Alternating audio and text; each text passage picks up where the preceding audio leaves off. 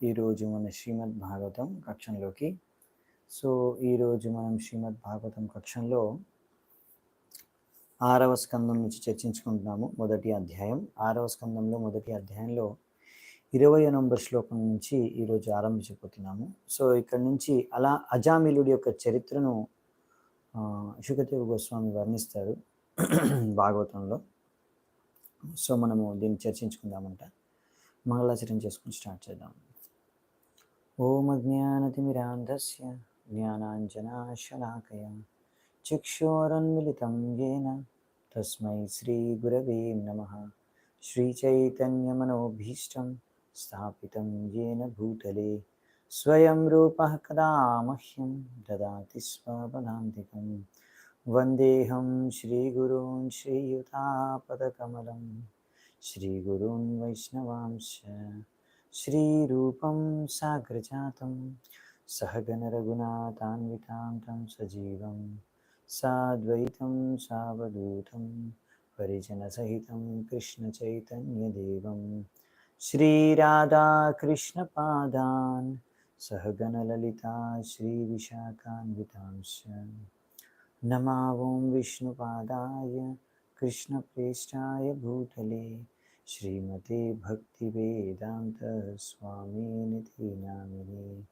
నమస్తే సారస్వతే దేవే గౌరవాణి ప్రచారిణి నిర్విశేష శూన్యవాది పాశ్చాత్యదేశధారిణి.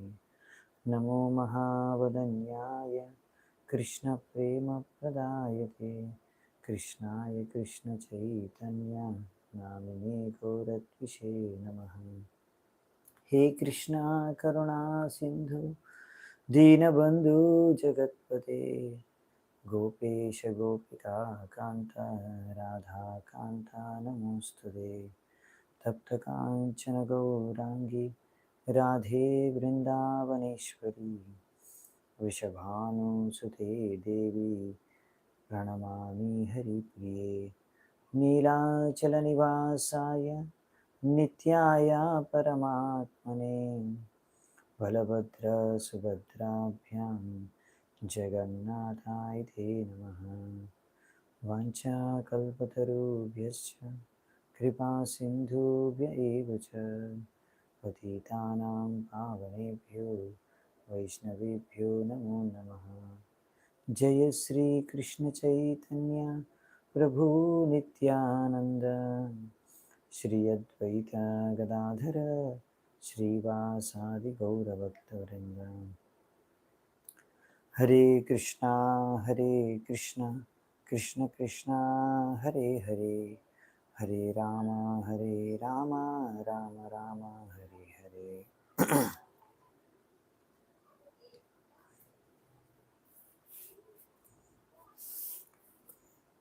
హరే కృష్ణ. 20వ శ్లోకము. అత్ర చోదాహరంతి మాం ఇతిహాసం పురాతనం దూతానాం విష్ణుయమయోః సంవాదస్తం నిబోధమే. ఈ విషయంలో పండితులు ఇంకా సాధువులు ఒక పౌరాణిక కథను వర్ణిస్తారు. ఏ పౌరాణిక కథలో అయితే విష్ణుదూతలు మరియు యమదూతలు మధ్య ఒక సంవాదం జరిగింది. అది ఇప్పుడు నువ్వు నా నుంచి దయచేసి విను అని ఇప్పుడు ఇక్కడ శుకదేవ్ గోస్వామి పరీక్షిత్ మహారాజ్కి చెప్తున్నారు. ఇప్పుడు ఇక్కడ ఒక విషయం ప్రభుపాల్ వారు రాస్తారు పురాణాల గురించి. పురాణాలు లేకపోతే ఇతిహాసాలు అంటే ఇవి చాలా కాలం క్రితం జరిగినవి. ముఖ్యంగా పురాణాల్లో ఎన్నో విషయాలు ఎన్నో కథలు ఉంటాయి. అవి ఈ యొక్క బ్రహ్మాండంలో ఈ విశ్వంలో లేకపోతే వేరే బ్రహ్మాండంలో ఈ కల్పలో వేరే కల్పలో ఎప్పుడో చాలా రోజుల క్రితం చాలా సంవత్సరాలు వేల కోటి సంవత్సరాల క్రితం జరిగిన అన్ని కథలు కూడా ఇక్కడ ఉంటాయి.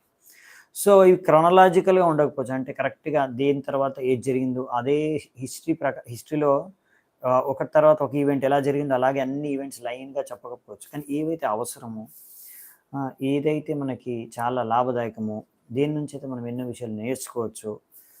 అలాంటి పౌరాణిక కథలు అంటే అలాంటి విషయాలు ఘటనలు ఎప్పుడైతే జరిగాయో, ఎప్పుడు అవి జరిగాయి, దాంతో మనకు పెద్ద అది పెద్ద ఇంపార్టెంట్ కాదు ఎప్పుడు జరిగింది అనేది. ఇంపార్టెంట్ అంటే ఏం జరిగింది, అందులోంచి మనం ఏం నేర్చుకోవచ్చు.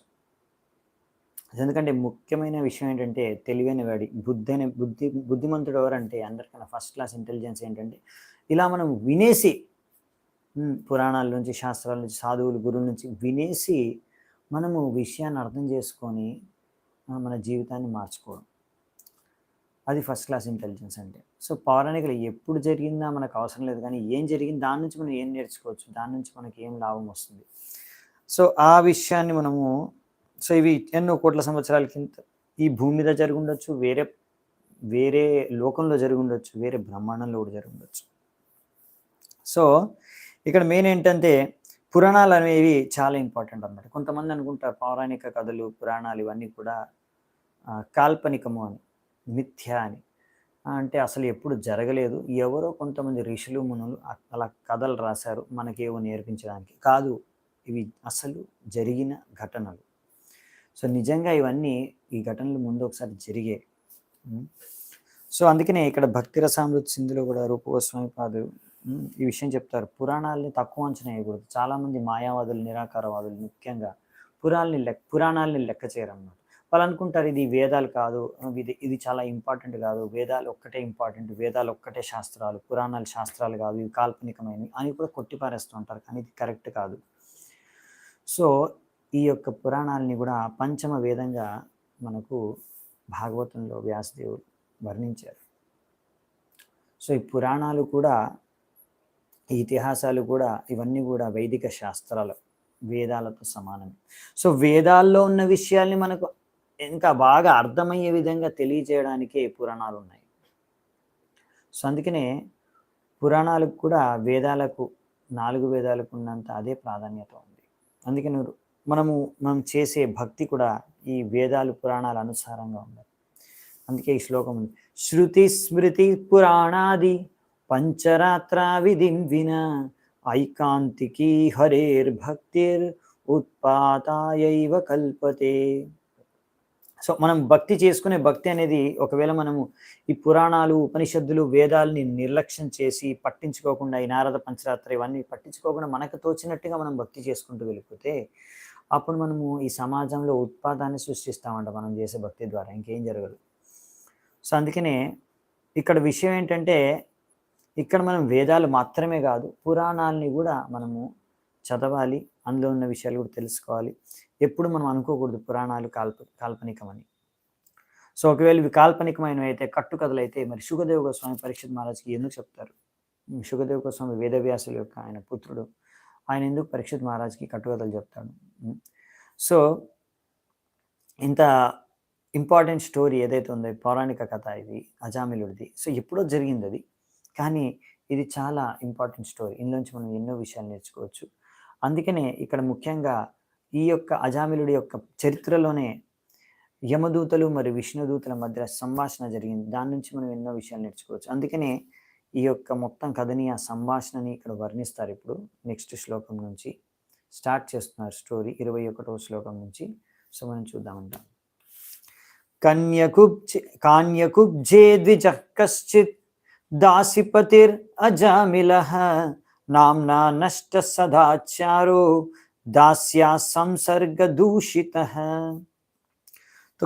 కాన్యకుబ్జ అనే ఒక నగరంలో ఒక బ్రాహ్మణుడు ఉండేవాడు. ఆయన పేరు అజామిల.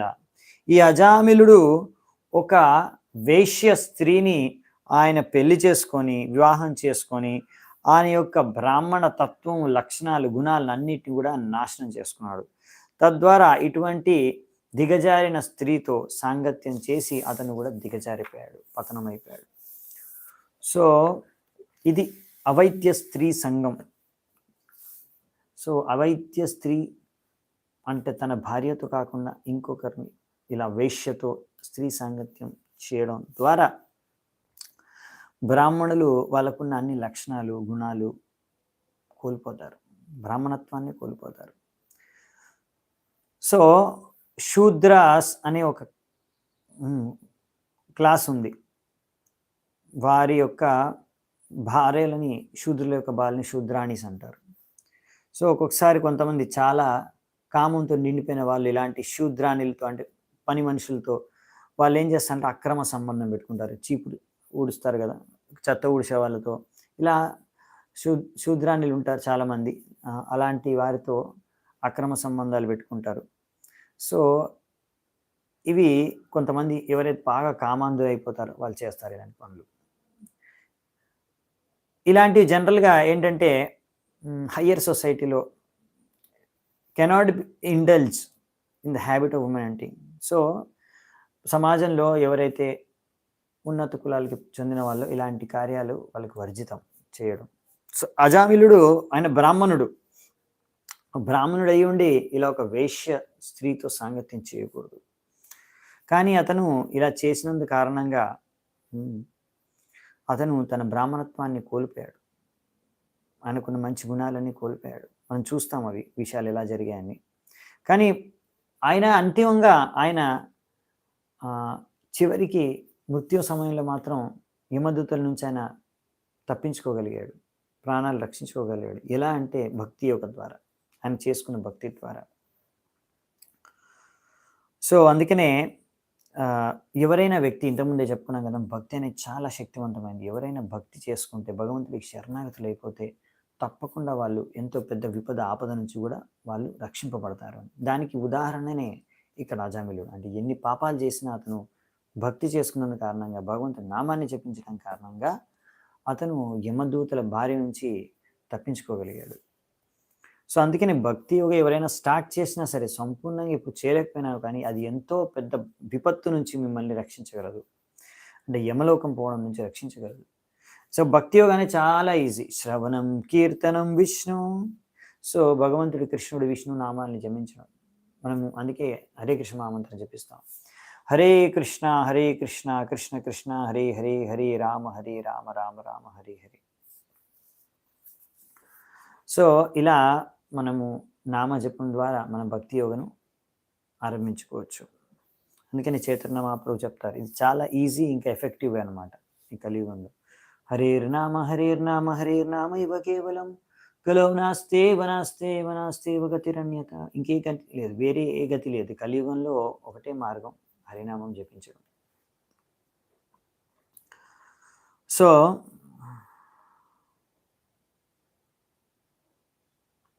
మామూలుగా ఎప్పుడైనా హరినామం జపించడం అనేది చాలా శక్తివంతమైంది. మీరు ఎప్పుడు హరినామం జపించినా అది పనిచేస్తుంది. కానీ ముఖ్యంగా ఈ కలియుగంలో ఏంటంటే చాలా ఎఫెక్టివ్. ఎందుకంటే వేరే ఏ మార్గాలు మనం అనుసరించలేము. అయినా అన్ని మార్గాల్లో కూడా భగవంతుడి నామం అనేది ఒక ముఖ్యమైన సారం ఉంటుంది. సో ఇక్కడ అందుకనే ఎంత ఎఫెక్టివో, ఎంత శక్తివంతమైందో భగవంతుడి నామం జపం అనేది అజామిలుడి యొక్క చరిత్ర ద్వారా మనకు తెలియబోతుంది. సో ఈ అజామిలుడు ఈ నామజపం ద్వారా యమదూతల బారి నుంచి రక్షింపబడతాడు. సో ఇప్పుడు పరీక్షితుడు ముందుగా అడిగాడు కదా, ఎలా ఈ వ్యక్తులు ఈ నరకాల్లో ఇన్ని రకరకాల నరకాల్లో 28 రకాల ముఖ్యమైన నరకాల్లో రకరకాల కష్టాలు, బాధలు ఎన్నో సంవత్సరాలు అనుభవిస్తున్నారు. వీళ్ళకి ఇక్కడి నుంచి ఎలా ముక్తి లభిస్తుంది? ఈ నరకం నుంచి ఎప్పుడు ముక్తి లభిస్తుంది? మార్గం ఏంటి? ఈ భౌతిక ప్రపంచం నుంచి ఎప్పుడు ముక్తి లభిస్తుంది? దానికి మార్గం ఏంటి?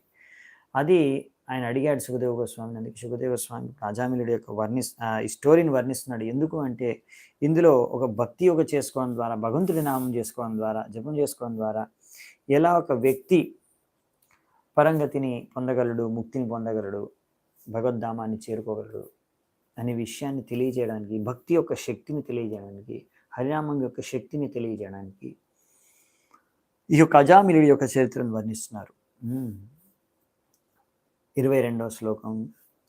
బంధ్యక్షై కైతవైశ్చౌర్యైర్ గ్రహితాం వృత్తిమాస్థితః బిభ్రత్ కుటుంబమాశుచిర్ యాతయామాస దేహినః. సో ఈ బ్రాహ్మణుడు అజామిలుడు. సో అతను చాలామందికి రకరకాలుగా కష్టాలు పెట్టాడంట. వాళ్ళని అరెస్ట్ చేశాడు, వాళ్ళని దోచుకున్నాడు, వాళ్ళని మోసం చేశాడు, ఇంకా వాళ్ళు రకరకాలుగా ఇంకొకరిని హింసించాడు. ఈ విధంగా ఆయన తన యొక్క జీవితాన్ని గడిపాడు. తన భార్య పిల్లల్ని పోషించుకున్నాడు. ఇలా వేరే వాళ్ళకి కష్టాన్ని కలిగించి, హింసించి, దోచుకొని, మోసం చేసి అతను తన భార్య పిల్లల్ని పోషించుకొని జీవించాడంట. సో ఇదన్నమాట. ఒక వ్యక్తి ఇలా అవైద్య స్త్రీ సంఘం చేయడం కారణంగా ఎంతగా దిగజారిపోతాడు. ఇలా అందరినీ హింసించడం, మోసం చేయడం, ఇక్కడికి కూడా అతను దిగజారిపోతాడు అన్నమాట. అందుకనే మన కృష్ణ భావనామృతంలో ముఖ్యమైన ఒక నియమం ఏంటంటే అవైద్య స్త్రీ సంఘం చేయకూడదు. అంటే ఒకరు తన భార్యతో తప్ప వేరే ఎవరితోనూ కూడా మైథునంలో పాల్గొనకూడదు అనేది ముఖ్యమైన ఒక నియమం. 4 నియమాల్లో ఇది ఒక నియమం. కంపల్సరీ పాటించాలి ఎవరైతే కృష్ణ భావనామృతంలో ఉన్నారో. అందుకని ప్రభుపాల్ వారు ఇక్కడ రాస్తున్నారు. ఈ 4 నియమాలు అనేవి చాలా ఇంపార్టెంట్. అందుకనే సో ఈ యొక్క అవైద్య స్త్రీ సంఘం అనేది అన్నిటికన్నా మూల కారణం. ఒకసారి జరిగిందంటే మిగతా అన్ని ఫాలో అయిపోతాయి అన్నమాట. ఇంకా మాంసాహారం, మందు తాగడం, సిగరెట్ తాగడం, ఇంకా ఇంకొకరిని మోసం చేయడం. వీడు ఇతను మోసం చేస్తున్నాడు. ఎందుకు మోసం చేస్తున్నాడు ఇంకొకరిని? గ్యాంబ్లింగ్ అంటే చీట్ చేయడం అనమాట. ఇంకొకరిని మోసం చేసి డబ్బు సంపాదిస్తున్నాడు. ఎందుకు? మరి అతనికి ఇప్పుడు ఆ స్త్రీతో సాంగత్యం చేయాలంటే మరి డబ్బు కావాలి, ఫ్రీగా దొరకదు అనమాట. సో మైథునంకి డబ్బు కావాలి. డబ్బు ఎక్కడి నుంచి వస్తుంది? సరిగ్గా సంపాదిస్తే ఎక్కువ రాదు. అందుకే మోసం చేసి, దోచుకొని, దొంగతనం చేసి, ఇంకొకరిని హింసించి, అలా ఏదో ఒక విధంగా డబ్బుని సంపాదించాలి. ఎందుకు? స్త్రీని భోగించడానికి, అవైద్య స్త్రీ సంగత్యం కోసం. అలా ఆ విధంగా ఇవన్నీ మాంసాహారం తినడము, ఇంకా మందు తాగడం, ఇవన్నీ కూడా మొదలైపోతాయి అన్నమాట. అందుకనే ఇది అన్నిటికన్నా మూలం అన్నమాట అన్నిటికీ. సో ఇది చాలా డిఫికల్ట్. మామూలుగా కలియుగంలో అందరూ ఈ నియమాల్ని పాటించట్లేదు. ముఖ్యంగా చాలామంది ఈ యొక్క 4 నియమాల్ని బ్రేక్ చేస్తున్నారు. ఇంకా చాలామంది ఇవాళ రేపు మాంసాహారులుగా మారిపోయారు. సో ఈ విధంగా సమాజంలో ఈ 4 నియమాల్ని చాలామంది బ్రేక్ చేయడం నార్మల్ అయిపోయింది. సో అందుకని ఇప్పుడు ఈ సమాజంలో ఈ 4 నియమాల్ని పాటించడం కొంచెం కష్టం. కానీ ఎవరైతే భగవంతుడికి భక్తి చేసుకుంటారో, భగవంతుడికి భక్తి యోగి చేసుకుంటున్నారో, భగవంతుడికి శరణాగతులు అయిపోయారు, వారికి ఇది చాలా సంభవం, ఈజీగా చేయగలరు అన్నమాట వాళ్ళు. ఎందుకు అంటే ఎవరికైతే కృష్ణుడికి శరణాగతులు అయిపోయారు, కృష్ణుడి పట్ల ఆసక్తి ఉందో వీటి పట్ల ఆసక్తి ఉండదు వాళ్ళకి. ఆ మాంసాహారం తినాలి అని దాని పట్ల ఆసక్తి ఉండదు. ఇప్పుడు బయట వాళ్ళకి ఏంటంటే కృష్ణుడి పట్ల, కృష్ణుడి సేవ పట్ల, కృష్ణుడి ప్రసాదం పట్ల ఆసక్తి లేదు, హరినామం పట్ల ఆసక్తి లేదు, భగవంతుడికి భక్తి చేసుకోవాలని ఆసక్తి లేదు. కాబట్టి వాళ్ళకి 4 పైన ఎక్కువ ఆసక్తి ఉంటుంది. వాళ్ళకి మాంసాహారం తినాలనే ఆసక్తి ఉంటుంది. అలా మాంసాహారం తినాలి, దాన్ని కంట్రోల్ చేసుకోలేరు. అందుకే వివిధ పేర్లు చెప్తుంటారు. అందులో న్యూట్రిషన్ ఉంటుంది, ప్రోటీన్ దొరుకుతుంది, అది దొరుకుతుంది, ఇది దొరుకుతుంది, బలం వస్తుంది, ఇంకా ఇలాంటి చెత్తా చెదరం అంతా కూడా చెప్తూ ఉంటారు అనమాట. కానీ యాక్చువల్లీ ఇది నిజం కాదు. నిజం ఏంటంటే వాళ్ళకి తినాలి, వాళ్ళ నాలుకని కంట్రోల్ చేసుకోలేకపోతున్నారు. ప్రాబ్లం అది. మీరు కంట్రోల్లో లేరు, కంట్రోల్ చేసుకోలేరు మీరు. సో దానికి ఏవో కారణాలు చెప్తూ ఉంటారు అనమాట. సో మెయిన్ చీజ్ ఏంటంటే వాళ్ళకి కృష్ణుడి పట్ల, కృష్ణ భక్తి పట్ల ఆసక్తి లేదు. అందుకనే వాళ్ళు ఈ 4 నియమాలు పాటించడం చాలా కష్టమైపోతుంది వాళ్ళకి. సో ఒకవేళ ఈ అవైద్య స్త్రీ సంఘం అనేది సమాజంలో పెరిగిపోతే మరి అందరూ ఇలా ఒకరినొకరు ఇప్పుడు ఆ అవైద్య స్త్రీ సంఘం చేయడానికి డబ్బు కోసమని ఇప్పుడు ఒకరినొకరు దోచుకోవడం, ప్రతి ఒక్కరు ఇలా మరి దొంగలుగా, లేకపోతే ఈ విధంగా మోసగాళ్ళగా మారిపోతారు మరి. అందుకే ఇది చాలా చాలా డేంజరస్ అనమాట సమాజంలో. సో అందుకని సమాజంలో అన్ని రకాల అశాంతి, అత్యాచారం పెరిగిపోతాయి. సో అందుకనే ఈ 4 నియమాలను పాటించడం చాలా ఇంపార్టెంట్. సమాజం కూడా శాంతి భద్రత ఉండాలంటే సమాజంలో ఈ 4 నియమాలు పాటించడం చాలా చాలా ఇంపార్టెంట్.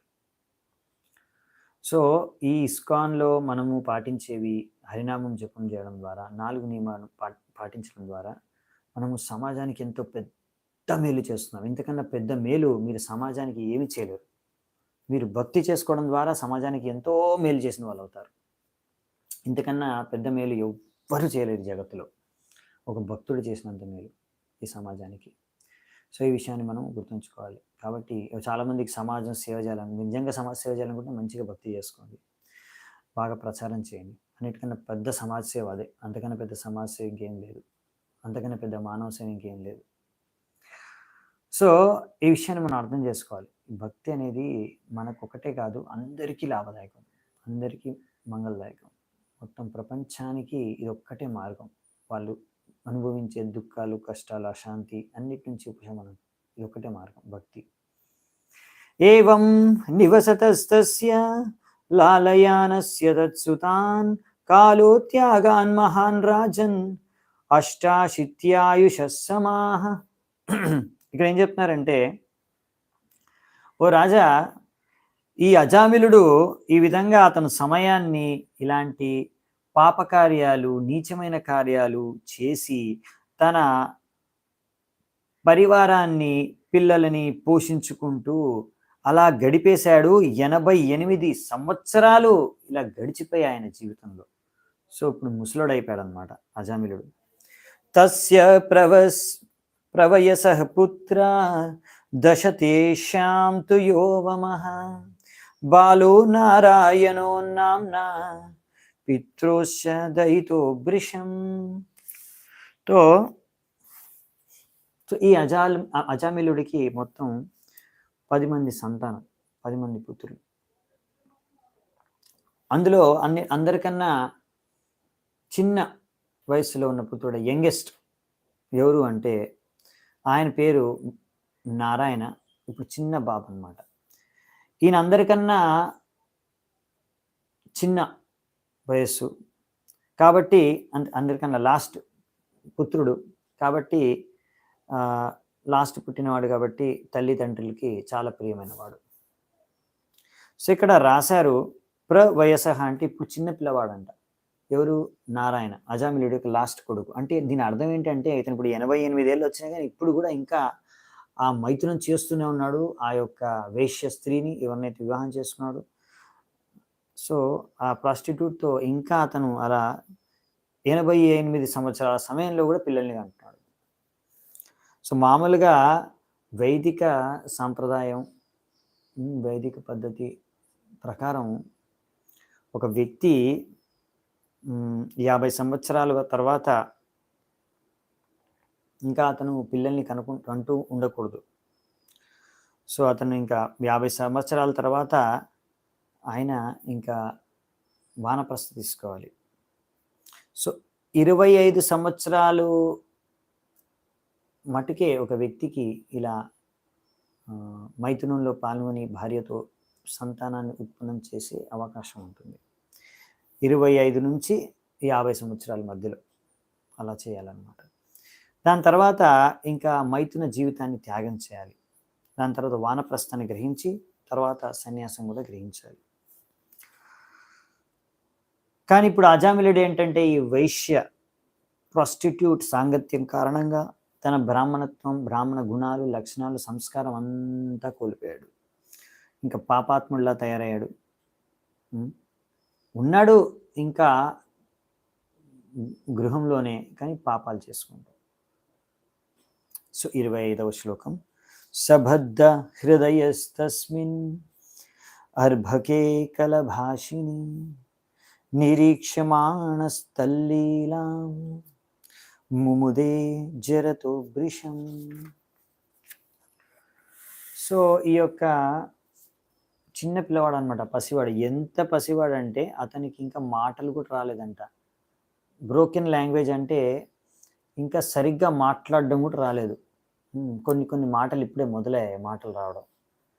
సో ఈ యొక్క చిన్న పిల్లవాడు ఇంకా మాటలు వస్తున్నాయి, సరిగ్గా మాట్లాడలేకపోతున్నాడు. అలాంటి స్టార్టింగ్లో అప్పుడు చాలా ముద్దుగా ఉంటారు అనమాట పిల్లలు. అందుకే అజామిలుడు ఈ యొక్క చిన్న పిల్లవాడి పట్ల, తన కుమారుడి పట్ల, నారాయణ పట్ల ఎంతో ఆసక్తుడైపోయాడు. ఎప్పుడు చూసినా ఆ పిల్లవాడినే చూస్తూ ఉంటాడు, పిల్లవాడి గురించి ఆలోచిస్తూ ఉంటాడు, పిల్లవాడి కార్యాలన్నీ గమనిస్తూ ఉంటాడు.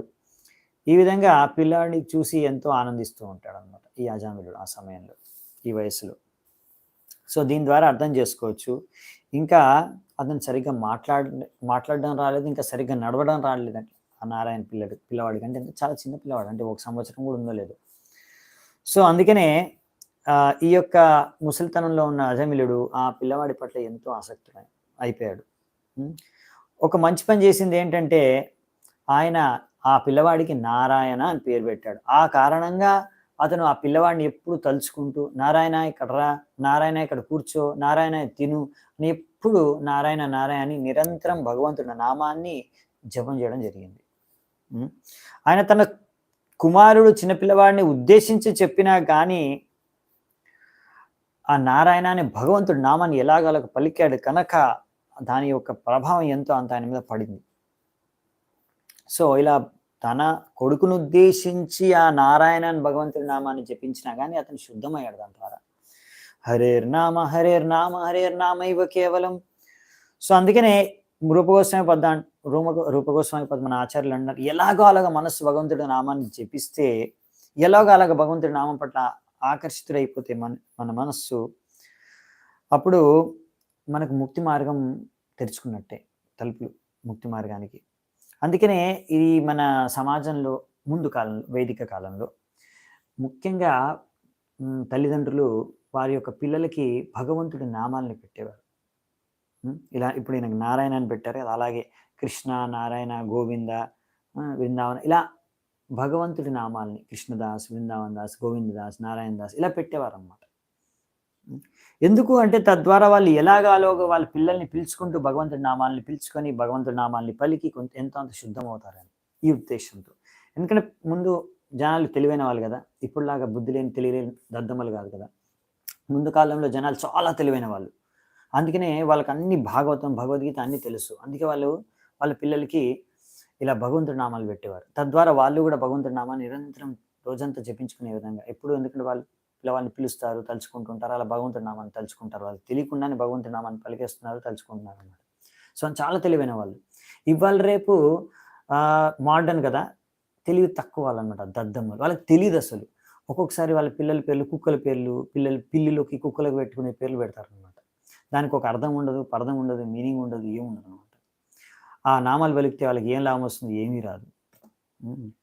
సో, ఆ మీనింగ్ ఏ అర్థం పర్థం లేని పేర్లు కుక్కలకి, పిల్లులకి, పందులకు పెట్టే పేర్లు పిల్లలకు పెట్టుకుంటున్నారు ఇవాళ. సో, అందుకనే ఇప్పుడు తెలివి తక్కువ వాళ్ళు, తెలివి లేని వాళ్ళు దద్దమ్మలనమాట ఇట్లాంటి వాళ్ళు. సో, నిజంగా తెలివైన వాళ్ళైతే ఇలా ముందు పూర్వీకులు. సో, చాలామంది అనుకుంటారు మనం అడ్వాన్స్ చేస్తున్నాం కాబట్టి చాలా తెలివి పెరిగిపోయిందని. తెలివి పెరిగిపోలేదు. తెలివి లేకుండా పోయింది జనాలకి. సో, అందుకనే అశాంతి, ఎప్పుడు చూసినా టెన్షను, డిప్రెషను, మాటికి డిప్రెషన్‌కెళ్ళిపోతూ ఉంటారు జనాలు. ఎందుకంటే జ్ఞానం లేదు. భగవద్గీత, భాగవతం చదవలేదు. భగవంతుడిని నమ్మట్లేదు. భగవంతుడి నామాన్ని జపించట్లేదు. అందుకే సమస్యలు. లేకపోతే సమాజంలో ఏ సమస్యలు ఉండవు. సో, ఇది ముందు కాలంలో ఇలా హిందూ సమాజంలో చేసేవారనమాట. సో, అందుకనే ఎప్పుడైనా సరే తల్లిదండ్రులు వాళ్ళ పిల్లలకి భగవంతుడి నామాల్ని పేరు పెట్టాలన్నమాట. తద్వారా వాళ్ళెప్పుడు భగవంతుడి నామాన్ని జపిస్తూ ఉండగలిగారు. భుంజాన ప్రబిభన్ కాధన్ బాలకం స్నేహయంత్రితః భోజయన్ పాయయన్ మూఢో న వేదా గతిం అంతకం. సో, ఈ విధంగా అజామిలుడు అతను ఏమి తింటున్నాడు, ఆహారం తింటున్నాడు, తింటున్నప్పుడల్లా పిలిచేవాడు.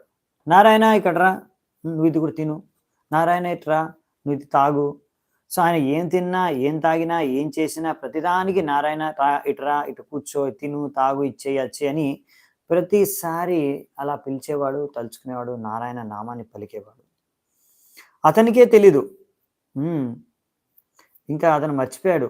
నా సమయం వచ్చేస్తుంది, దగ్గర పడుతుంది, నేను ముసలోడిని అయిపోయాను, ఎప్పుడో అప్పుడు చచ్చిపోతాను, నా చావు దగ్గర పడుతుంది అనే విషయాన్ని మర్చిపోయాడు. నారాయణ నారాయణ అని తన పిల్లవాడినే తలుచుకుంటూ జీవిస్తున్నాడు అనమాట.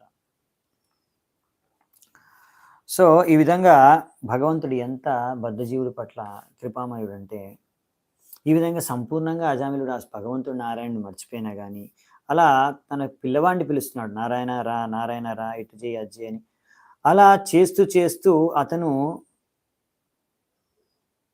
ఒక అజ్ఞాత సుకృతిని అని తెలియకుండానే అజ్ఞాతంలో భగవంతుడి నామాన్ని భగవంతుడిని ఉద్దేశించి కాకుండా భగవంతుడి నామాన్ని అయితే జపించాడు గనక అజ్ఞాత సుకృతి. అలా తెలియకుండా ఎవరైనా భగవంతుడి నామాన్ని జపించినా, భగవంతుడికి సేవ చేసినా, భక్తి చేసుకున్న అప్పుడు దాని అజ్ఞాత సుకృతి లభిస్తుంది ఆ వ్యక్తికి. సో ఈ విధంగా ఈ వ్యక్తికి అంటే అజామిలుడికి అజ్ఞాత సుకృతిని అతను పొందగలిగాడు. సో ఈ విధంగా అతను అజ్ఞాతంలో తెలియకుండా కూడా భగవంతుడి నామాన్ని జపించిన ఆ యొక్క రికార్డు భగవంతుడు చేసుకున్నాడు. ఓకే, ఇతను భగవంతుడి నామాన్ని జపించాడు, ఎలాగో అలాగా జపించాడు, నామాన్ని అయితే జపించాడు. సో కౌంట్ పడిందన్నమాట భగవంతుడి రికార్డులో.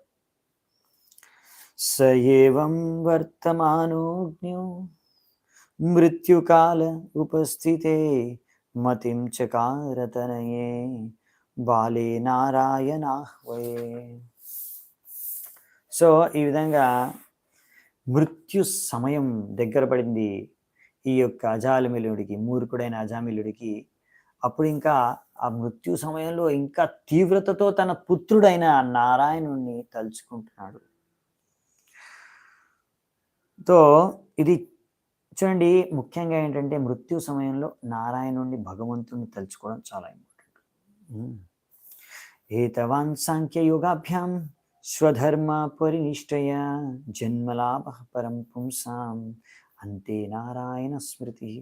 సో మనిషి జీవితాన్ని మీరు సార్థకం చేసుకోవాలనుకుంటే మీరు ఈ యొక్క సాంఖ్యయోగము ఇంకా యోగాభ్యాసము ఇవన్నిట్లో ఇంకా మీ యొక్క వర్ణాశ్రమ ధర్మాల్ని అన్ని బాగా చేసినా కానీ ముఖ్యమైన ఉద్దేశం ఏంటంటే లాస్ట్కి మీరు చచ్చే సమయంలో భగవంతుడిని గుర్తు చేసుకోవాలి.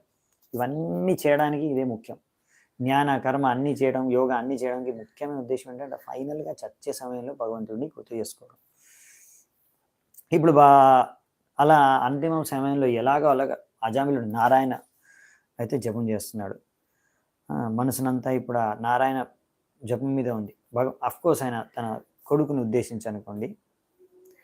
సో ఈ విధంగా ముఖ్యంగా ఏంటంటే ఇది ఇక్కడ ప్రభుపాల్ వారు రాస్తున్నారు. ఈయన మొత్తం స్టోరీ క్లియర్గా మనకి తర్వాత మళ్ళీ వస్తుంది. సో అజామిలుడు అతను యవ్వన వయస్సుగా ఉన్నప్పుడు ముందు బ్రాహ్మణుడిగా అన్ని నియమాలను పాటిస్తున్నప్పుడు ఆయన మామూలుగా బ్రాహ్మణులు నారాయణుణ్ణి పూజిస్తారు, ఇంట్లో నారాయణ శిలని పూజిస్తారు. సో ఇది ఇప్పుడు కూడా భారతదేశంలో చాలామంది బ్రాహ్మణులు వాళ్ళ ఇంట్లో నారాయణ శిలని, భగవంతుని విగ్రహాన్ని పూజిస్తూ ఉంటారు. సో ఈ విధంగా అతను ఇలా ఇప్పుడు తన కొడుకును ఉద్దేశించి నారాయణాన్ని పిలుస్తున్నా ఈ విధంగా అతను నారాయణాన్ని పలుకుతూ భగవంతుడు నారాయణుణ్ణి ఎలా అతను యవ్వన వయస్సులో పూజించాడో అది గుర్తుకొచ్చేసింది. ఈ విషయంలో శ్రీధర స్వామి మన ఆచార్యులు ఒకరు చెప్తున్నారు, అజామిలుడు ఈ విధంగా తన కొడుకును ఉద్దేశించి భగవంతుడు నారాయణ నామాన్ని జపించడం ద్వారా ఆ వ్యక్తి మెల్లిమెల్లిగా అతన్ని తెలియకుండానే భక్తిలో ముందుకెళ్ళిపోయాడంట. అలాగే శ్రీల వీరరాఘవాచార్య కూడా చెప్తున్నారు ఆచార్యులు. సో ఆయన ఏం చెప్తున్నారంటే ఈ విధంగా మృత్యు సమయంలో తన కొడుకును ఉద్దేశించి జపం చేసిన నారాయణ అని ఆయన మనస్సు మాత్రం సంపూర్ణంగా నారాయణ నామంపైనే కేంద్రీకరమైంది. తద్వారా అది ఆయనకి ఎంతో లాభాన్ని సమకూర్చింది. సో ఈ విధంగా ఇప్పుడు అక్కడ ప్రత్యక్షంగా, పరోక్షంగా, డైరెక్ట్లీ ఆయన మొత్తం ఇప్పుడు సంపూర్ణంగా నారాయణుణ్ణి గుర్తు చేసుకున్నాడు, నారాయణ నామాన్ని జపించాడు మృత్యు సమయంలో. అంతే నారాయణ స్మృతి. ఇదైతే జరిగింది. సో నెక్స్ట్ 2 శ్లోకాలు 28, 29. సపాశహస్తాం స్త్రీం దృష్ట్వా పురుషాన్నతిదారుణాన్ వక్రతుండాన్ ఊర్ధ్వరోమ్న ఆత్మానం నేతుమాగతాన్ దూరే క్రీడనకాసక్తం పుత్రం నారాయణాహ్వయం ప్లావితేన స్వరేణోచ్చైర్ ఆజుహావాకులేంద్రియ. ఆ సమయంలో, మృత్యు సమయంలో అజామిలుడు చూశాడు ఎవరిని? యమదూతల్ని చూశాడు. ముగ్గురు వచ్చారు యమదూతలు. వాళ్ళు చాలా భయంకరంగా ఉన్నారు చూడ్డానికి. వాళ్ళ శరీర అంగాలన్నీ కొంచెం మనకున్నట్టుగా చక్కగా లేవన్నమాట. ఇంకా అన్ని కొంచెం వంకర టింకరగా ఉన్నాయన్నమాట. ఇంకా చూడ్డానికి చాలా భయంకరంగా ఉన్నారు. వాళ్ళ చేతిలో యమపాశం ఉందన్నమాట. యమదూతలు రోప్స్ని పట్టుకొని వచ్చారు, పాశాన్ని. తద్వారా వాళ్ళు ఈ యొక్క అజామిల్ యొక్క ఆత్మని ఈ శరీరం నుంచి తీసి యమరాజు దగ్గరికి తీసుకెళ్ళడానికి వచ్చారు. సో ఎప్పుడైతే యమదూతల్ని చూశాడో ఆ పిల్లవాడు అక్కడ నారాయణుడు ఆడుకుంటున్నాడు. ఆయన పట్ల చాలా ఆసక్తి కదా పిల్లవాడి పట్ల. సో అజామిలుడు వెంటనే గట్టిగా నారాయణుడు నామాన్ని పలకడం స్టార్ట్ చేశాడు, నారాయణ నారాయణ అని. సో అప్పుడు అలా కళ్ళల్లో నీళ్ళు వచ్చేసాయి. నారాయణ నారాయణ పలుకుతూ భగవంతుడి నామాన్ని పలుకుతున్నాడు. నారాయణ నారాయణ కళ్ళల్లో నీళ్లు నిండిపోయాయి. సో ఈ విధంగా ఎవరైతే జీవితంలో బాగా పాపాలు చేస్తారో మృత్యు సమయంలో వాళ్ళకి యమదూతల యొక్క దర్శనం కలుగుతుంది అనమాట.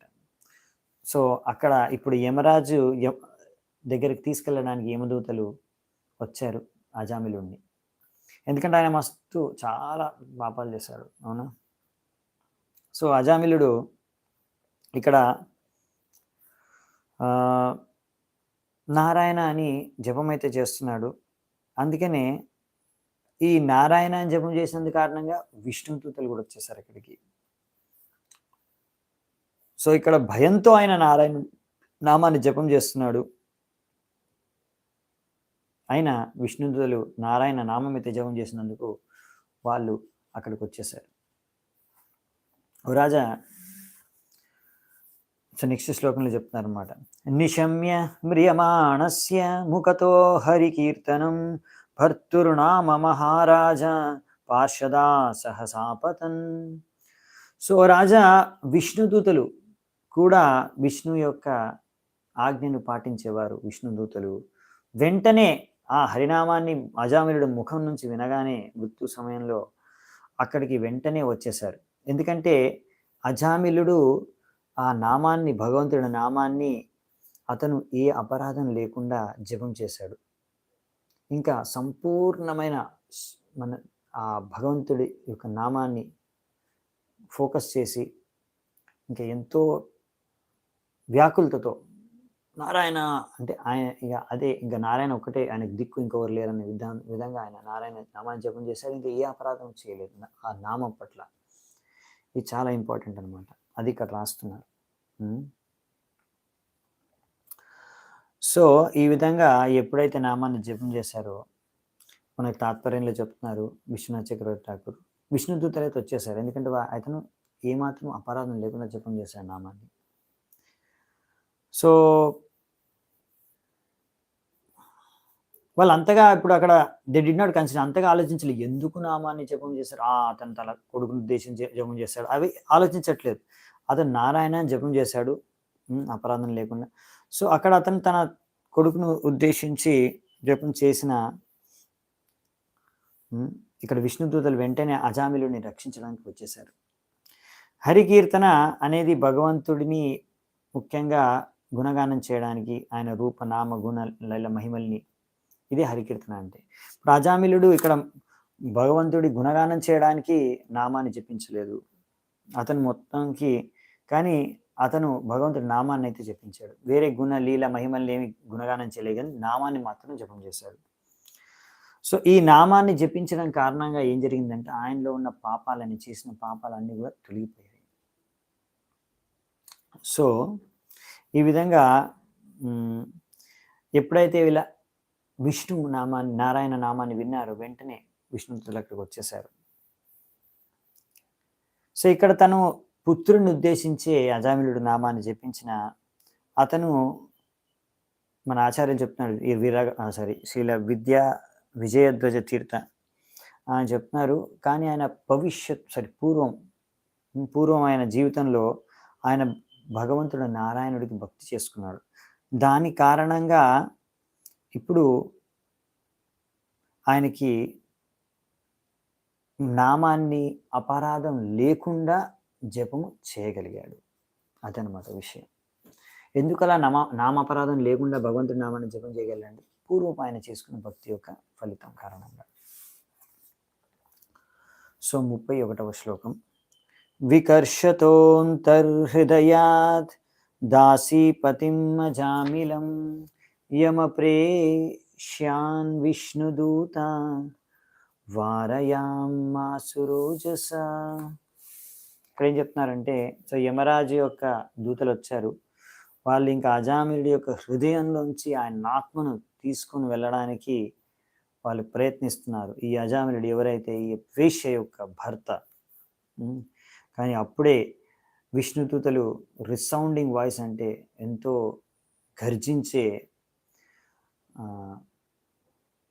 సౌండ్లో, గర్జించే వాయిస్లో వాళ్ళు ఇలా అన్నారు, తీసుకెళ్ళకండి, ఆగండి అని వాళ్ళని హెచ్చరించారు యమదూతల్ని, విష్ణుదూతలు. సో ఎవరైతే భగవంతుడి పాదపద్మాల పట్ల శరణాగతులు అవుతారో వాళ్ళని ఎప్పుడు భగవంతుడు, విష్ణుదూతలు రక్షిస్తారు. ఇక్కడ అజామిలుడు నారాయణ నామాన్ని పలికాడు గనక విష్ణుదూతలు వెంటనే అక్కడికి వచ్చి యమదూతల నుంచి ఆయన్ని రక్షిస్తున్నారు. ఈ విధంగా వాళ్ళు గర్జించే శబ్దం చేసి ఆ యొక్క గొంతుతో వాళ్ళు ఈ విధంగా వాళ్ళని హెచ్చరించారు. ఒకవేళ మీరు అజామిలుడిని తీసుకెళ్తే జాగ్రత్త, ఖబర్దార్ అని వాళ్ళని హెచ్చరిస్తున్నారు. సో యమరాజు యొక్క భటులు, యమదూతలకి అధికారం ఉంది. ఏ పాపాత్ములనైనా తీసుకెళ్ళడానికి ప్రపంచంలో ఎక్కడెక్కడ పాపాత్ములు ఉన్నారో మృత్యు సమయంలో వాళ్ళని తీసుకెళ్లే అధికారం వాళ్ళ కర్తవ్యం అది. కానీ విష్ణుదూతలు వాళ్ళు ఎవరినైనా దండించే శక్తి, సామర్థ్యం వాళ్ళకు ఉంది. ఒకవేళ యమరాజు అయినా సరే, ఒకవేళ తప్పు చేస్తే వైష్ణవుడి పట్ల, అంటే తప్పుగా పాపాత్ముడి వదిలేసి ఒకవేళ పాపాలు లేని వైష్ణవుని తీసుకెళ్తే మరి. సో ఇక్కడ ఇంకో విషయం ఏంటంటే, యమభటులు వచ్చి అజామిలుని ఎలా తీసుకెళ్తున్నారు? ఆయన ఆత్మను హృదయం నుంచి తీసుకొని వెళ్ళిపోతారు. అంటే ఆత్మ హృదయంలో నివసిస్తుంది అనే విషయం కూడా ఇక్కడ ఒకటి మనకి స్పష్టమవుతుంది. సో మనము భగవద్గీత భాగవతంలో కూడా చదువుతాము. ఈశ్వర సర్వభూతానం హృదయేషర్జున తిష్టతి భ్రామయాన్ సర్వభూతాని యంత్రారుడాని మాయే. సో భగవంతుడి కృష్ణుడికి చెప్తాను, నేను హృదయంలో నివసిస్తున్నాను. ఆత్మ హృదయంలో ఉంటుంది. భగవంతుడు పరమాత్మ రూపంలో ఆయన కూడా హృదయంలో నివసిస్తున్నాడు. సో ఆత్మ మరియు పరమాత్మ హృదయంలో నివసిస్తున్నాను ఇక్కడ సిద్ధమవుతుంది. సో ఈ విషయం కూడా ఇక్కడ మనకు బాగా అర్థమవుతుంది అన్నమాట. సో మనము ఈ విషయాన్ని ఉపనిషత్తులో కూడా చదివాము. శ్వేతేశ్వర ఉపనిషత్తు, ఇంకా కఠోపనిషత్తు, వాటిలో కూడా రాశారు. ముండక ఉపనిషత్తు అలాంటి కొన్ని ఉపనిషత్తులు రాశారు. ఒక ఉదాహరణ కూడా ఇచ్చారు. ఒక దగ్గర ఒక చెట్టు పైన 2 పక్షులు కూర్చొని ఉన్నాయి. సో ఈ చెట్టుని మన శరీరంతో పోల్చారు. ఆ 2 పక్షుల్ని ఆత్మ మరియు పరమాత్మతో పోల్చారు. ఒక పక్షి మాత్రం చెట్టు యొక్క ఫలాల్ని భోగిస్తుంది. ఇంకొక పక్షి మాత్రం ఆ ఫలాల్ని భోగించే పక్షిని చూస్తూ ఉంది. సో ఈ విధంగా ఆత్మ, పరమాత్మ, ఆత్మ ఈ యొక్క శరీరం ద్వారా అని రకరకాల కర్మ ఫలాల్ని, సుఖ దుఃఖాన్ని భోగిస్తూ ఉంటుంది. పరమాత్మ చూస్తూ ఉంటాడు, మనం ఏం చేస్తున్నాం, ఎలా భోగిస్తున్నాము, ఏం కర్మలు చేస్తున్నాం, నెక్స్ట్ ఏం చేస్తాం. సో దాని ప్రకారం ఆయన మనకి నెక్స్ట్ శరీరం, కర్మ ఫలితాలు అందిస్తారు. ఇంకా ఆయన ఎదురు చూస్తున్నారు భగవంతుడు, ఎప్పుడు వీడు తిరిగి నా శరణాగతుడు అవుతాడు. చాలా బిజీగా ఉన్నారన్నమాట. సో ఆత్మ ఏంటంటే పక్కన ఇంకో పక్షి ఉంది, ఇంకొక పరమాత్మ ఉన్నాడు విషయాన్ని, భగవంతుడు ఉన్నాడనే విషయాన్ని మర్చిపోయి చాలా బిజీ అన్నమాట. సమయం లేదు, భగవంతుడిని చూడడానికి కూడా సమయం లేదు, భగవంతుడిని దర్శించుకోవడానికి సమయం, చాలా బిజీ ఆత్మ. సో బద్ధ జీవాత్మ ఆ విధంగా భౌతిక ప్రపంచంలో ఎంతో బిజీగా ఉందన్నమాట. ఎన్నో వేరే వేరే కార్యాలు భోగించడానికి, ప్లాన్లు చేసుకోవడానికి, పూర్తి చేసుకోవడానికి. సో ఆ విధంగా ఒక వ్యక్తి రకరకాల కర్మలు చేసుకుంటూ ఉంటాడు. దాని ప్రకారం కర్మణా దైవ నేత్రేన. సో ఈ యొక్క దైవము, ప్రకృతి ఈ మనం చేసే కర్మల్ని గమనించి దాని ప్రకారం మనకి ఫలితాలను అందిస్తుంది. నెక్స్ట్ శరీరాన్ని కూడా అందిస్తుంది. సో ఇక్కడ అనమాట అది విషయం. ఇప్పుడు ఫైనల్గా యమదూతలు ప్రయత్నిస్తున్నారు ఆత్మని హృదయం నుంచి తీసుకొని వెళ్ళడానికి అజామిలుడిది. అక్కడ విష్ణుదూతలు వాళ్ళని ఆపేశారు. 32వ శ్లోకం. ఊచుర్ నిషేధితాస్తాంస్తే వైవస్వత పురస్సరాః కేయూయం ప్రతిషేద్ధారో ధర్మరాజస్య శాసనం.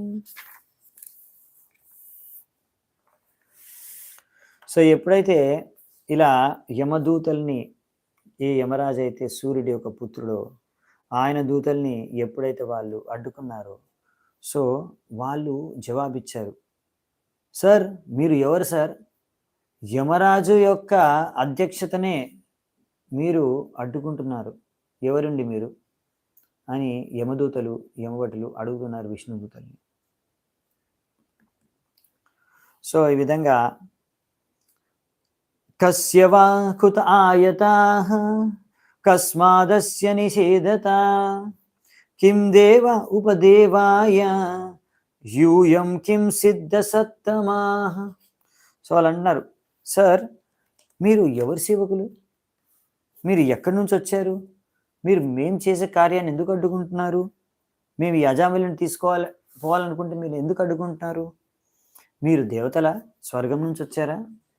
లేకపోతే మీరు ఉపదేవతలా? లేకపోతే మీరు భక్తుల్లో శ్రేష్టమైన భక్తులా? సో ఎవరు మీరు? సో ఎందుకు వచ్చారు? ఎందుకు అడ్డుకుంటున్నారు మిమ్మల్ని అని ప్రశ్నిస్తున్నారు అన్నమాట యమదూతలు విష్ణుదూతల్ని. ఇక్కడ ఒక శబ్దం ఉపయోగించారు, యూయం కిం సిద్ధ సత్తమాః. సిద్ధ సత్తమాః అంటే సిద్ధి, పర్ఫెక్షన్ సాధించిన వాళ్ళు, వ్యక్తులు. మనుష్యానాం సహస్రేషు కశ్చిత్ యతతి సిద్ధయే. సిద్ధి సాధించిన వాళ్ళు అంటే ఎవరైతే కోటి కోటి వ్యక్తుల్లో, మనుషుల్లో ఒక వ్యక్తి సిద్ధి సాధిస్తాడు అంటే ఆత్మ సాక్షాత్కారం పొందిన వ్యక్తి. అంటే ఎవరైతే అర్థం చేసుకున్నాడో నేను శరీరం కాదు అని, ఆత్మ అని. సో అందులో సిద్ధ సప్తమః అంటే అందరిలో శ్రేష్టమైన వాడు ఎవరు అంటే ఎవరైతే భగవంతుడికి శరణాగతులైపోయి భక్తి చేసుకుంటున్నారు. ఎందుకంటే ఇలాంటి సిద్ధ పురుషుల్లో ఎవరో ఒకరు భగవంతుడికి భక్తులుగా మారి భగవంతుడికి భక్తి చేసుకుని శరణాగతం అవుతారు, అందరూ కూడా కాదు. సో అందుకనే కానీ ఇవాళ రేపు ఎవ్వరికి తెలియదు, మేము ఆత్మ శరీరం కాదనే విషయమే తెలియదు. సో ఎప్పుడైతే అర్థం చేసుకుంటారో నేను ఆత్మ, భగవంతుడి యొక్క అంశాన్ని, తర్వాత నేను భగవంతుడికి భక్తి చేసుకోవాలి, ఇదే నా జీవితం యొక్క ఉద్దేశం, నా యొక్క కర్తవ్యం అని అర్థం చేసుకుంటాడో అతను సిద్ధ సత్తమగా మారిపోతాడు. సో ఆ వ్యక్తి కృష్ణలోకంలో, వైకుంఠ లోకంలో నివసించడానికి యోగ్య వ్యక్తి. సో ఇక్కడ యమదూతలు యమరాజు యొక్క సేవకులు, ఆయన కూడా సిద్ధ సత్తమ. యమరాజు కూడా ఒక సిద్ధ సత్తమ, పరం వైష్ణవుడు, మహాజనుడు. అవును. సో అందుకనే వాళ్ళకి తెలుసు అన్నమాట, ఈ వైష్ణవులు, పరం వైష్ణవులు, సిద్ధ సత్తములు వాళ్ళు దేవతలు, ఉపదేవతల కన్నా కూడా శ్రేష్టమైన వారు అని. అన్ని జీవరాశులు, ప్రకృతిలో ఉన్న అన్ని జీవరాశుల కన్నా శ్రేష్టమైన వాళ్ళు శుద్ధ భక్తులు, సిద్ధ సత్తములు. సో అందుకనే ఇక్కడ యమదూతలు అడిగారు, సో మేము ఇక్కడ ఒక పాపాత్ముడిని నరకానికి యమరాజు దగ్గర తీసుకెళ్ళడానికి వస్తే మీరు సిద్ధ సత్తములయ్యి మమ్మల్ని ఎందుకు అడ్డుకుంటున్నారు అని. సో ఇక్కడ విషయం ఏంటంటే ఇంకా అజామిలుడు చావలేదు, మృత్యు దగ్గర పడింది అంతే. సో ఇంకా శరీరంలోనే ఆత్మ ఉంది. సో ఇక్కడ అందుకని వాళ్ళ ఆత్మని శరీరం నుంచి బయటికి తీయడానికి ప్రయత్నిస్తున్నారు యమదూతలు, కానీ వాళ్ళు తీయలేకపోతున్నారు. సో అంటే ఇప్పుడు ఇంకా అజామిలుడు చావలేదు. మనకు కొన్ని శ్లోకాలు నెక్స్ట్ అర్థమైపోతుంది విషయం ఏంటనేది. ఓన్లీ ఏంటంటే అజామిలుడు ఒక రకమైన అచేతనమైన పరిస్థితిలో ఉన్నాడు, కానీ అతనికి అర్థమవుతుంది, యమదూతల్ని చూడగలుగుతున్నాడు, విష్ణుదూతల్ని చూడగలుగుతున్నాడు, వాళ్ళిద్దరూ మాట్లాడేది వినగలుగుతున్నాడు. ఇది విన్న తర్వాత అతనికి అర్థమవుతుంది నేను ఎంత పెద్ద పాపం చేశాను, అది తర్వాత మనం చూస్తాము. సో ఇప్పుడు మొత్తానికి ఇక్కడ విష్ణుదూతలు, యమదూతలు ఇప్పుడు వీళ్ళు ఆర్గ్యూ చేసేది ఏంటంటే యమదూతలు అంటారు, ఇతను నా పాపాత్ముడు, ఇతని ఆత్మని నేను తీసుకొని వెళ్ళాలి, అది మా కర్తవ్యం. విష్ణుదూతలు వచ్చి అరే అతన్ని ఎందుకు మీరు తీసుకెళ్తున్నారు, తీసుకెళ్ళకూడదు, అతను ఏం పాపాలు చేయలేదు, అన్ని పాపాలు తొలగిపోయాయని చేసినవని, ఎందుకంటే భగవంతుడు నామని జపించాడు.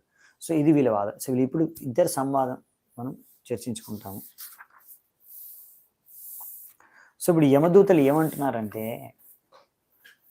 సో ఇవి 3 శ్లోకాలు ఒకేసారి ఉన్నాయి, 34, 35, 36.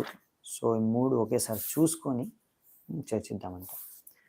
సర్వే పద్మపలాశాక్ష పీతకౌశేయవాససః కిరీటిన కుండలినో లసత్పుష్కరమాలినః సర్వే చ నూత్నవయసః సర్వే చారు చతుర్భుజాః ధనుర్నిశాంగాసి గదా శంఖచక్రాంబుజశ్రియః దిశో వితిమిరాలోక కుర్వంతస్వేన తేజసా కిమర్థం ధర్మపాలస్య కింకరాన్నో నిషేధత.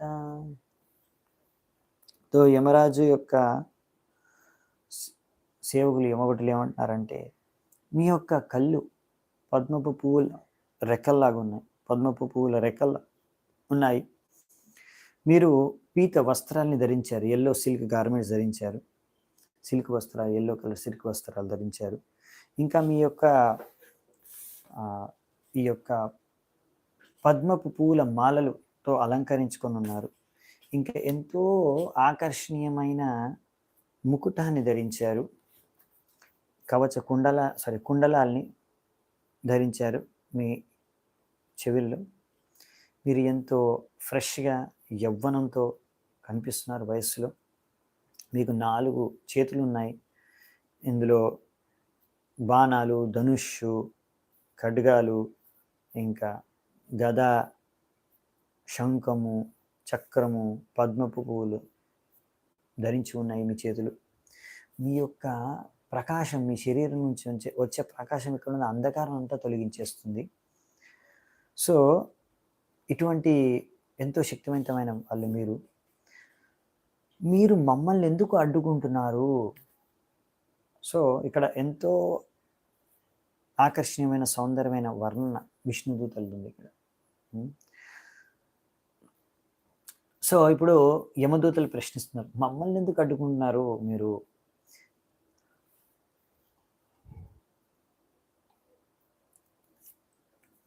సో ఇక్కడ వాళ్ళు చూశారు, వాళ్ళ శరీరం, వాళ్ళ డ్రెస్సు, వాళ్ళ అలంకరణ, వాళ్ళ అన్ని చూసి వాళ్ళు అర్థమైపోయింది, వీళ్ళు సాధారణ వ్యక్తులు కాదు, వీళ్ళు చాలా శ్రేష్టమైన వాళ్ళు అని. అందుకని యమదూతలు విష్ణుదూతల్ని ఫస్ట్ టైం చూస్తున్నారు. సో మిమ్మల్ని చూసి మీరు చాలా గొప్పవారు అని అనిపిస్తుంది, మీకు చాలా శక్తి ఉందని అనిపిస్తుంది, కానీ మీరు మమ్మల్ని ఎందుకు ఆపుతున్నారు? మా డ్యూటీ మేము చేస్తున్నాం కదా, మా కర్తవ్య పాలన మేము చేస్తున్నాం, మమ్మల్ని ఎందుకు ఆపుతున్నారు? సో మెల్లిగా వాళ్ళకి అర్థమవుతుంది, వాళ్ళు బై మిస్టేక్ యమదూతలు అజామిలుని పాపాత్ముడు అనుకొని తీసుకెళ్తున్నారు అనే విషయాన్ని వాళ్ళు తెలియజేస్తారు. సో ఎందుకంటే వాళ్ళకి అర్థం కాలేదు, ఈ నారాయణ జపం చేయడం వల్ల అతను జీవితాంతం చేసిన పాపాలన్నీ కూడా తొలగిపోయాయి అనే విషయం ఇప్పుడు వారికి క్లియర్ అవ్వలేదు అనమాట. యమదూతలు అనుకుంటున్నారు వీడు చాలా పాపాలు చేశాడు, తీసుకెళ్లాల్సిందే యమలోకానికి. కానీ ఇప్పుడు ఏంటంటే విషయం ఏంటంటే, అతను నారాయణ అని జపం చేశాడు, సో దాని ద్వారా పాపాలన్నీ తొలగిపోయాయి అనే విషయం యమదూతలకు తెలియదు. కానీ ఎవరికి తెలుసు? విష్ణుదూతలకి. ఎందుకు? విష్ణుదూతలు ఇప్పుడు వైష్ణవుడు. సో ఒక వైష్ణవుడు ఇంకో వైష్ణవుని అర్థం చేసుకోగలడు. ఇక్కడ మనకి వైకుంఠ లోకంలో విష్ణుదూతలు ఎలా ఉంటారో మనకి ఇక్కడ వర్ణన కనిపిస్తుంది అనమాట. సో ఎవరికైతే సారూప్య ముక్తి లభిస్తుందో, రకరకాల ముక్తి ఉంటుంది, 5 రకాల ముక్తి ఉంటుంది, అందులో ఒకటి సారూప్య ముక్తి, అంటే భగవంతుడు విష్ణువుకి ఉన్నట్టుగానే చతుర్భుజ రూపం, యవ్వన రూపం మనకి, లేకపోతే ఆత్మలకి ఎవరైతే స్వారూప్య ముక్తి లభిస్తుందో వాళ్ళకి లభిస్తుంది. సో చూడ్డానికి విష్ణులాగానే కనిపించేస్తారు. సో ఇలా నిత్యముక్త భక్తులు చాలామంది విష్ణుదూతలు ఎవరైతే భగవద్ధామంలో వైకుంఠ లోకంలో ఉన్నారో వాళ్ళందరూ కూడా ఇలా నారాయణుడు లాగానే చతుర్భుజం ఉంటాయన్నమాట, ఇంకా యవ్వన వయస్సులో ఉంటారు. సో ఇలాంటి వాళ్ళు